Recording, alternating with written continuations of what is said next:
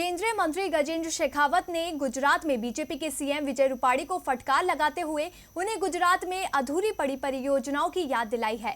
जल शक्ति मंत्री ने कहा कि राज्य में लंबे समय से बीजेपी की सरकार है, लेकिन राज्य की बेहतरी के लिए जो 2 योजनाएं शुरू की गई थी उन पर 6 साल से काम लटका हुआ है। तो कौन सी है ये योजनाएं और क्यों अपनी ही राज्य सरकार से नाराज हैं केंद्रीय मंत्री, इस रिपोर्ट में देखिए। गजेंद्र सिंह शेखावत, केंद्र की मोदी सरकार का बड़ा चेहरा। वैसे ये नाम पिछले 2 महीने से लगातार सुर्खियों में बना हुआ है।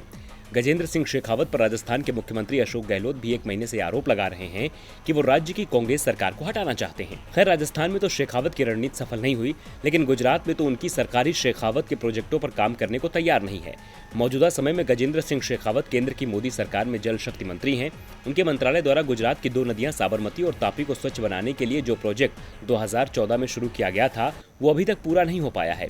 इसे लेकर केंद्रीय मंत्री ने गुजरात के सीएम विजय रूपाणी को पत्र लिखा है, जिसमें उन्होंने कहा कि 2014 में फंड्स जारी किए जाने के बावजूद जहां साबरमती नदी का प्रोजेक्ट अभी पूरा किया जाना बाकी है, वहीं तापी नदी पर तो केंद्र के फंड मिलने के 16 महीने के बाद तक कोई काम शुरू नहीं हो पाया है।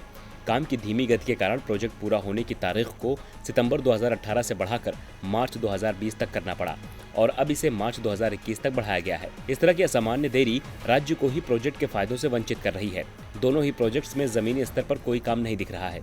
हालांकि साबरमती नदी को स्वच्छ बनाने वाला प्रोजेक्ट अभी दूसरे फेज में ही है। इस प्रोजेक्ट के लिए केंद्र सरकार की ओर से 2014 में ही 444 करोड़ रुपए आवंटित किए गए थे। इसे लेकर ही शेखावत ने गुजरात की बीजेपी सरकार को फटकार लगाई है। लेकिन अब देखना होगा कि केंद्रीय मंत्री शेखावत की फटकार के बाद गुजरात सरकार इन प्रोजेक्टों में तेजी लाती है या फिर ये अपनी ही गति से आगे बढ़ते रहेंगे। टीवी लाइव की रिपोर्ट।